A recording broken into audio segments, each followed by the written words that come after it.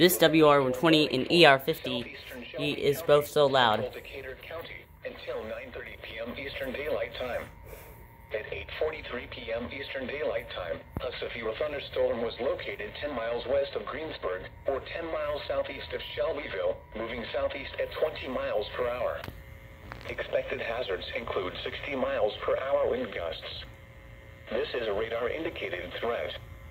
The following impacts are expected. Expect damage to roofs, siding, and trees. This severe thunderstorm will be near Adams and Milford around 8:55 p.m. Eastern Daylight Time. Burney around 9 p.m. Eastern Daylight Time. Other locations in the path of this severe thunderstorm include Greensburg, Westport, and Millhousen. Some rotation has been noted aloft with this storm. This includes Interstate 74 between mile markers 120 and 135. For your protection, move to an interior room on the lowest floor of a building.